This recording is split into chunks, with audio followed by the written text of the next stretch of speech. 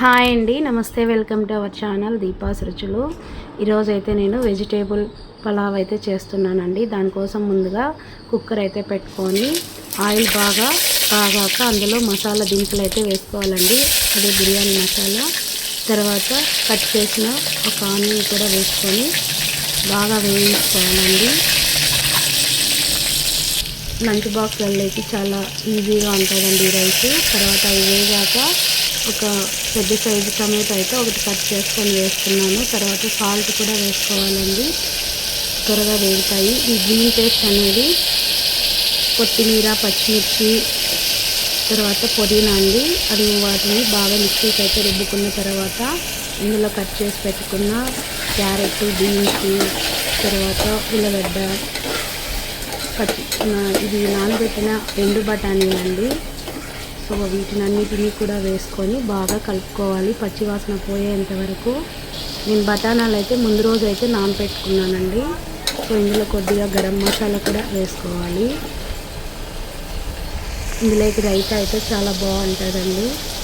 So ఇవన్నీ వేగాక కొద్దిగా పెరుగు అయితే వేసుకోవాలి. సో వీటిని కూడా బాగా కలిపేసుకున్నాము.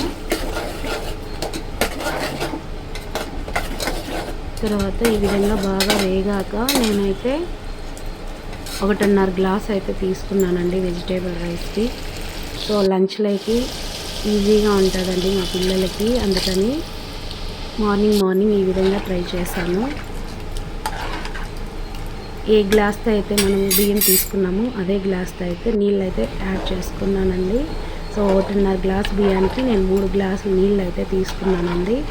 సో వీటినన్నింటినీ బాగా కలుపుకొని ఉప్పు సరిపోయిందో లేదో కూడా చూసుకోవాలండి. తర్వాత మూత పెట్టేసుకొని ఒక 3 విజిల్లు అయితే ఉడికించుకున్నాను. సో ఫైనల్గా ఈ విధంగా అయితే వచ్చిందండి వెజిటేబుల్ రైసు. సో వీటినన్నిటినీ మళ్ళీ బాగా ఒకసారి రైస్ని కలుపుకోవాలండి.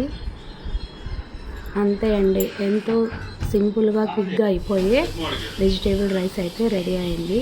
ప్లీజ్ నచ్చితే కమెంట్ చేయండి.